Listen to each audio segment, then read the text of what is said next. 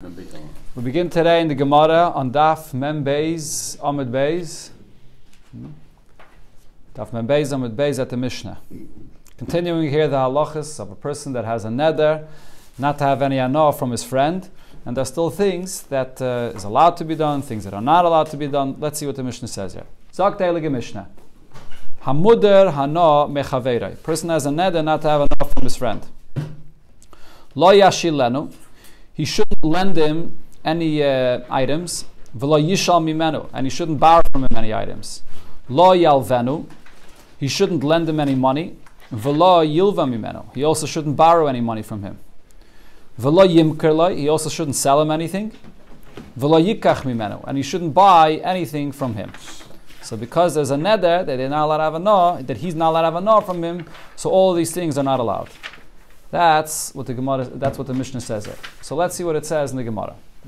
Got it? So now bish lo yalvenu. We could understand why you shouldn't be lending money to this individual that may not have a no from you. The kamahanile, because you're giving him a no, you're lending him money. Elo lo yilve heimenu. But when it says in the Mishnah that you should not borrow money from him. My kamahanile, how are you giving him hana if you're borrowing money from him? He's giving you hana. So what's the problem of borrowing money from him? The Gemara asks further. There's actually two gerses in this Gemara.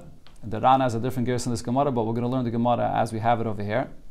The Gemara goes further. Now, even if you want to say that we could explain why it is that you shouldn't borrow money from him, and also and even if you'll say that you could also explain why you shouldn't buy anything from him, even though it's only him that's not allowed to have any anah from you, but maybe we could explain why you shouldn't be borrowing money from him or why you shouldn't be buying something from him. And the Gemara says the kamishani mine, because in such a case he's having anah from you. How is he having anah from you? Because even when you borrow money from someone, when you pay him back in those days, you're borrowing coins, you're borrowing gold coins, you're borrowing silver coins, and when you pay back, maybe the coins, the quality of the silver or gold or copper coins that you pay back will be better than what you borrow. So by borrowing money from him, you're ending up giving him anah when you pay him back.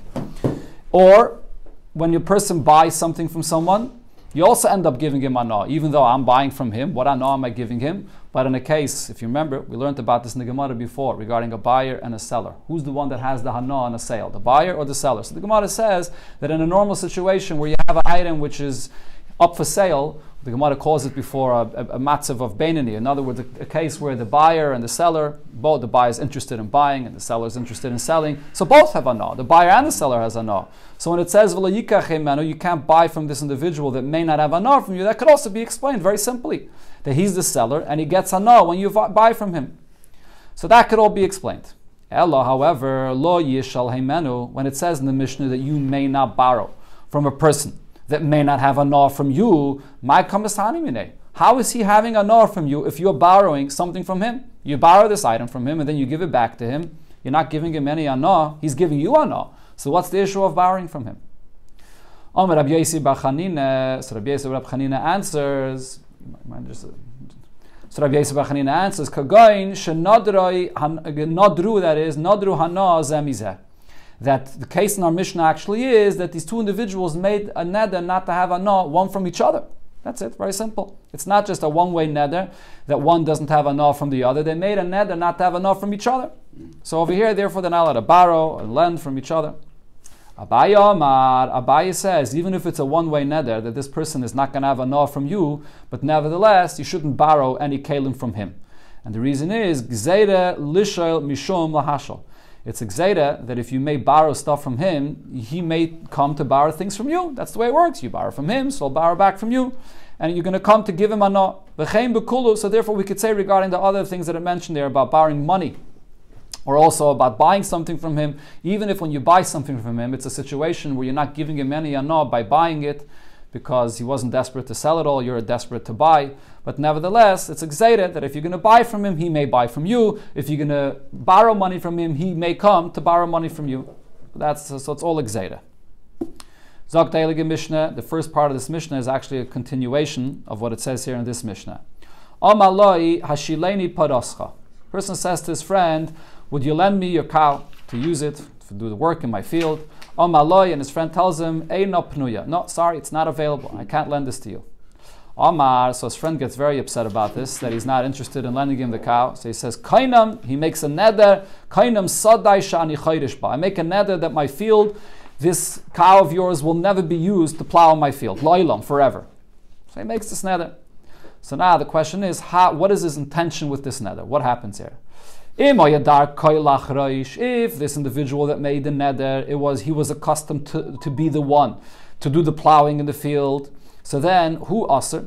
The meaning of his neder is that he will not be allowed now to use this cow to plow the field. But anybody else that wants to use this cow to plow the field will be allowed. Even though in the actual language of his neder, he said, if you look at the words that this person said, there's sort of two contradictory things. On one hand, he said, Sodai, that my field will not be used with this cow. But on the other hand, he said, Sha'ani, he said, I. So therefore the Mishnah says, if it's him that always is accustomed to do the work in the field, so we say that what he meant is that I will not be doing this work. But anyone else is allowed. But if he himself is not the one that's usually accustomed to doing the work in the field, he hires other people to do the work in the field, so then, what's part of his neder? He or anybody else will be forbidden to do the charisha, to do the work in the field with this cow, because that's what he meant. When he said sadai, he meant the way it's usually done, which is not by himself, even by someone else, will not be allowed as well. Person has a neder that his friend cannot have any anah from him. Now what happens? Now his friend has nothing to eat, and he has a chamanis on him, he wants to give him food, but his friend can't have any anah from him. He can't give him food directly. So what does he do? We had this Gemara, or this Mishnah quoted earlier in the Masechta. So haylech, or maybe where did we have it? Maybe we had it in Ksubis actually. So haylech eitzel hachemveni. So this individual that can't give his friend hana directly will go to a storekeeper, and va'aymer, and he tells the storekeeper, listen, ish plaini neider, or the Bachir says mudder mimeni. There's a neder that he may not have hana from me, hana mimeni hana. So what can I do? I can't give him any food, feed him directly. So now this storekeeper, the storekeeper goes and provides for this individual everything he needs. And then he comes to this individual that made a neder not to give any anah, and he asks him to pay, and he pays the storekeeper. So the Rane points out the reason why the Mishnah here gives the example of the chemveni, the storekeeper, it's actually a chiddush, because it's talking about a storekeeper that this individual always buys from this store. So if you're going to the storekeeper and saying to him, listen, this person's not going to be able to make his order in your store this week, but give him anyways and I'll pay. So it almost looks like you're doing this as a shlichus for this person that always buys from this store. So even though mamish looks like you're doing it in his shlichus, nevertheless it's allowed. For sure, if you would go just to some random person that's not the store that he usually buys from, and you would say to him that this person doesn't have, and so on, and give it to him, so for sure it'd be allowed. Or even here, if it's a storekeeper that he usually buys from. That's the Ran's pshat.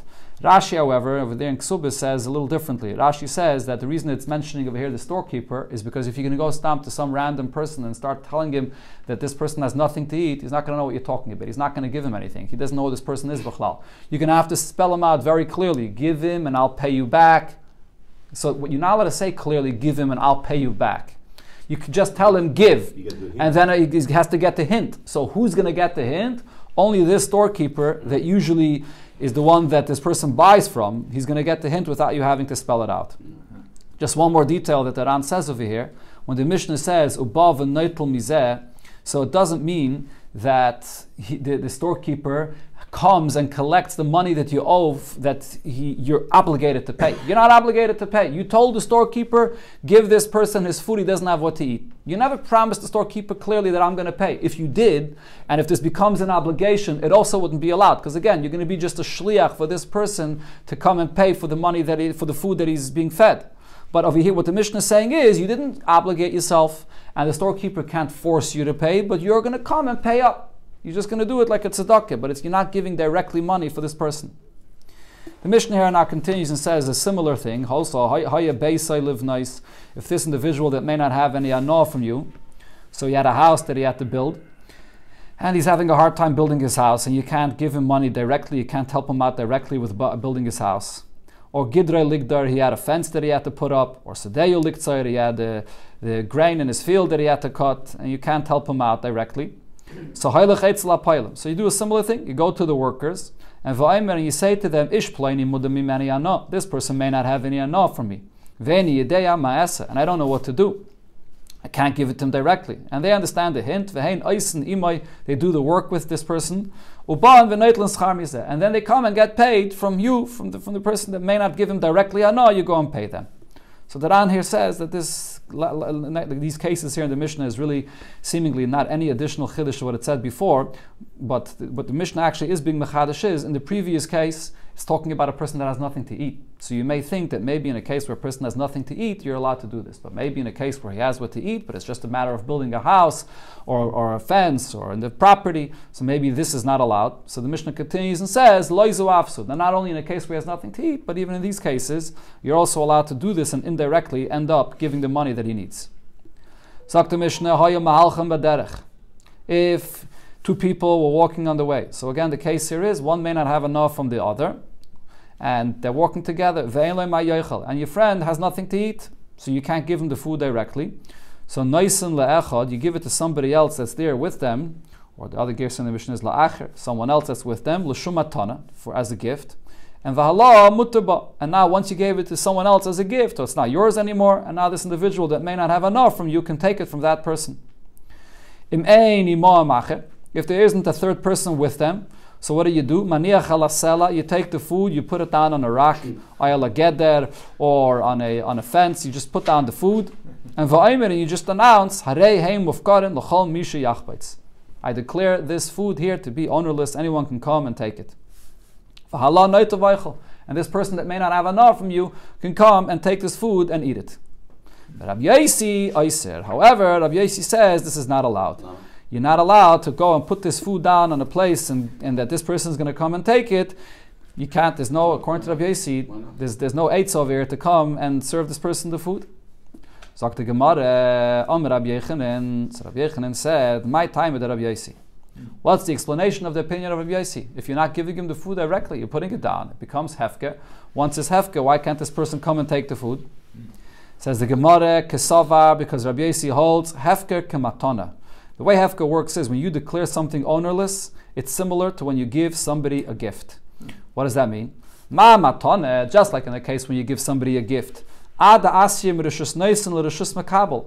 doesn't really leave your possession until it reaches to the recipient. If when you're giving somebody a gift, it's yours until the moment that it enters into the recipient's possession. Right? So and until that point, you can always change your mind and decide not to give it as a gift. It's still yours. So af hefker, so too when you declare something hefker, ad asil zeiche. It's still yours until the recipient is zeiche in this from hefker. When you declare it ownerless and you put it down there, it's really still yours. When someone picks it up, that's when he's zeiche in it from you. Because until that moment that he picks it up, it was yours. So what Rabbi Yosi is basically saying here is, it's not going to help to declare it ownerless and put it down on a rock, because when this person comes and picks it up, he's getting it directly from you. Until the point that he picks it up, it is yours. So there's no eitzah to be mafkirit. Masav Rabba, but Rabba asks on this pshat, how could you say this? Here he brings a braisa which adds more details to what Rabbi Yosi said. So first it quotes the part of what the Tanakama said. What did the Tanakama say? That in a case where this person may not have anah from you, so you declare it hefker, and va'allah neitel vaychel, and this person comes and just takes it and eats it. But Rabbi Yosi Eiser, and Rabbi Yosi said that this is not allowed. You can't declare it hefker. Rabbi Yosi, but here Rabbi Yosi explains that it depends. Emisai, when did I say that this is not allowed? Bisman shenidroi kaidem lefkeira. If the case was that first you made a neder that this person may not have anah from you, and then afterwards you came and you were mafkir it, so this hefker is not a proper hefker. It's not considered to be a hefker. So therefore, you can't feed the person this way. But if what happened over here is that first you declare this item to be hefker, and only afterwards did you make a neder that this person may not have anah from you, so then areza mutter. So then this person is allowed to take this item that's hefker and eat it. But now the question of the Gemara is, why is that so? V'i amrit, if the explanation that we said before, that according to Rabbi Yosi, even after you declared hefker, you're still the owner. It still belongs to you. Ad until it comes into the hands of the recipient that's zeiche in this. Mali nidre kaidem lefkere. What difference does it make if your neder comes before hefker and mali hefkere kaidelu nidre? And what difference does it make, or even in a case where you declared it hefker before you made the neder, it's the same thing. Even if you declared it hefker before, so simply you might think, if I declared it hefker before, the neder that I said that he shouldn't have any anah from me doesn't apply to what's hefker. It's not mine anymore. But that's not what we said according to Rabbi Yosi. According to Rabbi Yosi, we said that even after you declared hefker, it's still yours until he's zeiche in it. So your neder that you made after you declared it hefker should take effect even on this item that you declared to be hefker already. So why does Rabbi Yosi say that then it would be allowed? So who says the Gemara? Who meisav la, who mishani la? Rabbi Abba asked this question and he gave the answer as well. That he said as follows: Kol ha-neder, a person that makes the neder, we understand what this person means. Ein daitei al ma shehifker. He's not having in mind to include those things that he already declared hefker. Meaning, even if it's true what we said, that according to Rabbi Yosi, what you declared hefker before is still yours, until this person comes and is zeiche in it, but nevertheless, the neder that you made is not going to include those items that you already declared hefker. Because we know what a person, when he says, don't have anah from me, he doesn't mean to include those items that were already declared hefker. So the Gemara, so far, is sticking to the explanation it said before. According to Rabbi Yosi, when you declare something hefker, it does not leave your possession until that person is zeiche in it. But nevertheless, as far as the meaning of the neder is, we know that the person did not mean to include something that he already declared hefker. So the Gemara now asks on this second point that we just said. Masav Rava, so Rava asked, is this true? That when you declare something hefker, even though legally or al pi halacha it still is yours, but you didn't mean to include that? But the Gemara asks as follows. And over here in this continuation of the Gemara, there are two different girses, how to learn this Gemara. There's the girsa we have here in the Gemara, and there's the girsa that the Ran has. So let's first see the pshat that it says in the Gemara in front of us. This Gemara is extremely bekitzer. What this Gemara is talking about is a person that's a shchiv mirah. A shchiv mirah is an individual that's very unwell and is seemingly about to pass away. So usually when you give somebody a gift, you have to make a proper kinyan. Just saying that I give this a gift to somebody, it's meaningless. It doesn't take effect. But by a shchiv mirah, because Chachamim didn't want this person to get overly excited that he can't give something away and it's not going to be fulfilled, his wishes. So Chachamim said a shchiv mirah that says that he's giving it away, it takes effect even without a kinyan. Okay, but here's the thing though. 2 witnesses. Witnesses. But if he's giving it away without a kinyan, so then what happens if this person recovers and he doesn't pass away? So then the halacha is that if you gave it all away, if you said all of my property should be given away, if this person recovers, so then it all goes back to him, because we know that his intention was not to give it away if he's going to survive. And this halacha that if he gives it all away and he survives, it comes back to him, is whether he gave it all away to one person or he gave it all away to a few people. He distributed his properties and his monies, his possessions to a few people. If he's giving it all away as a gift without any kinyan, so again, two things. First of all, there's no kinyan there. Second of all, he gave it all away. Then if he survives, then it all goes back to him. That's the basis of what this Gemara here is speaking about. So now, says the Gemara, Miktsasan l'rishin. So this shchiv mirah is about to pass away. He gave part of his possessions as a gift to one person, to the first individual here. Now when he gave it to this person, he actually gave it with a proper kinyan. And he also didn't give him all of his possessions. He only gave him part of his possessions. And so this is really a regular matana, not like a shchiv mirah. Then the kulon l'sheni. And then after that he says, I give all my possessions away to this second individual, to somebody else. And here he gave it all away without any kinyan at all. I'm giving it all away to the second person. And then after this, what happens? He survived, he didn't die. So says this braisa here, the halacha is rishain kana. The first person that he only gave away part of his possessions and he gave it away with a proper kinyan. So that person is going to be kaina, even if you survive, because it was done with the proper kinyan. And you didn't give everything away, you only gave part of your possessions and he can keep it. But sheni loikana, this second person where you gave everything away to the second person, if you give everything away to somebody without any kinyan and you're just giving it away as a shchiv mirah because you were expecting to die, you give it all away when you survive, so the second person is not kaina anything. Okay, this is what it says in the Braisa. The Gemara doesn't even spell out what our question over here is. So the Rishayim over here, the Rosh primarily is Maidach over here, so he explains that the Pshat in the Gemara over here is, why shouldn't we say that what you gave the second person is only the remainder of what you didn't give to the first person? And therefore what that would mean is that just like the first person, you didn't give everything to him, and therefore this is not a matana of a shchiv mirah. This is not this unique kind of matana, which is a person that passes away, because you didn't give everything to the first person. So why shouldn't I say that with the sheni, with the second person, it's the same thing? What did you give to the second person? You only gave the second person what was left over. And if you gave him what was left over, so then the halacha should be, like I said before, if you give two people all of your possessions, you gave part to one, part to the other, you distributed all your possessions, part to one and part to the other. What's the halacha in such a case when you survive? None of the gift that you gave takes effect. So if over here the pshat would be that you gave some to one person, and then the leftovers you gave to the other person, so what essentially that means is you distributed all of your possessions to two people. If that's what the person did over here, so then the halacha should be that if you survive, none of them should get anything.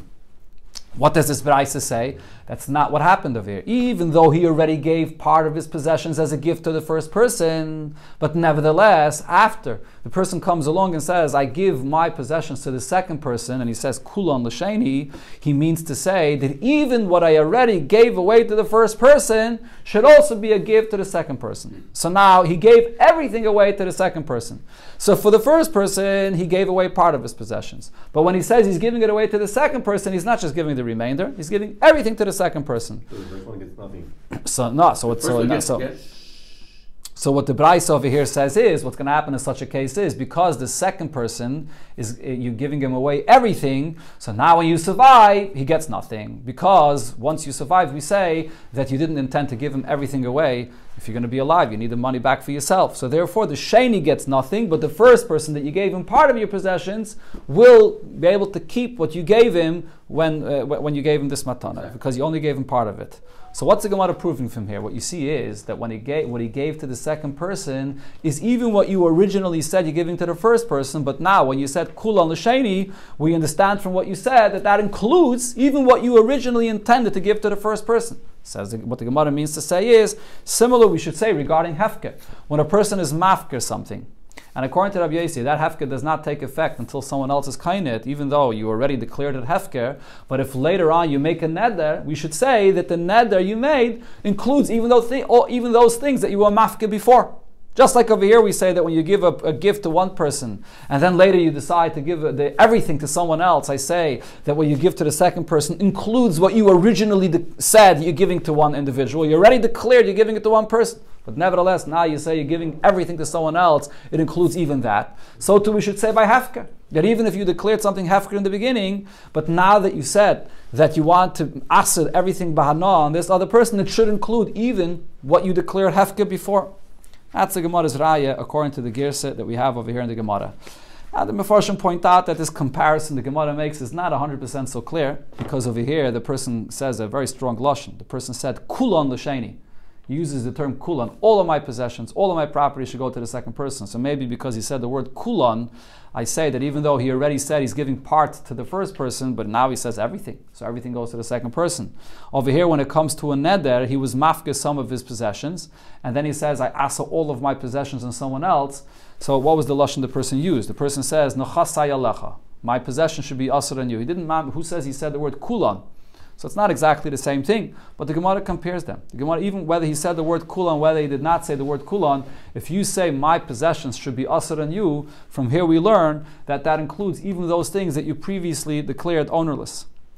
Now there's another gersa in the Gemara, which is the Ran's gersa, and according to the Ran, this Gemara here is speaking about something completely different. It's speaking about a person that owns two avodim. Evet Kanani. What's the halacha of an Evet Kanani? You own an Evet Kanani, he belongs to you, and anything that the Evet Kanani acquires belongs to you as well. What we're speaking about over here is a person that owns two avodim, two slaves that are an Evet Kanani, a non-Jewish slave. And what happened is, he said first to one slave, I give you a gift, some of my possessions. I give you some of my possessions as a gift. And then he said, V'kul on l'sheni. Then he went over to the second slave, and he says to the second slave, and to you I give everything, not just some, but I give all of my possessions. So what happens, according to this Gersa of the Ran, what happens is, Sheni kana, What the Ran says, Sheni Zocha. The second Eved is actually going to be Zoiche and everything. And not only that, Le'ishtabed Berishin. He's now going to be able to take the first Eved as his Eved to work for him. Because what happens? When you give some of your possessions as a gift to the first Eved, so then the Eved will get nothing, because you didn't say you're giving everything to him, you only said you're giving part of his possessions to him. So the Eved, the first Eved himself, is part of the possession of the master. So you could say to this first Eved, when I said I'm giving part of my possessions to you, that was excluding you yourself. So you still belong to me. So if you still belong to me, so whatever possessions I'm giving you goes back to me. So when you give it to the first person, it doesn't help Bichlal. But when you go to the second Eved and you say, I'm giving you everything, so you gave him away everything. So you gave him away everything, all of his possessions, including the Eved himself and the first Eved. So now the second Eved gets everything, including the first Eved, and he can use him as his own Eved. So according to this Pshat of the Ran, he says, so what's the Gemara proving from here? Even though he already declared that he's giving certain of his possessions to the first Eved, but nevertheless, now when he comes and he says, I'm giving everything to the second Eved, that takes effect, and it includes everything that he already had said before that he wanted to give to the first Eved, and everything goes to the second one. If so, similar over here, we should say that we interpret the person's thinking in a similar way. That even though he already declared things to be hefker, but nevertheless, when he makes a neder later, that neder also includes the things that he previously declared to be hefker. That's the Gemara's raya according to the Ran.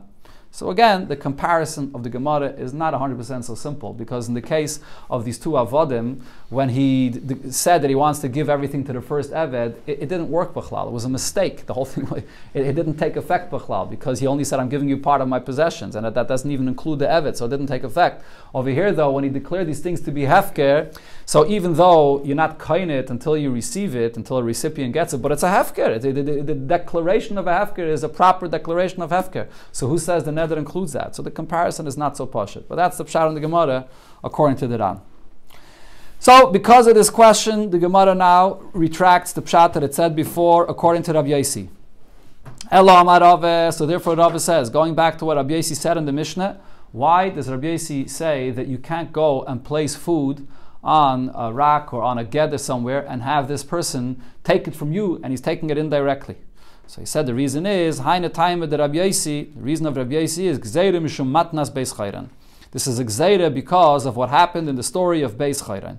What's the story that happened in Beis Chayran? We're going to learn this soon. There's a person that made a neder, that he doesn't want his father to have any anah of him. And then what happened? He's making a chasana, and he wants his father to be able to come and join the chasana. But his father's not allowed to enter into the property to come and be there by the chasana.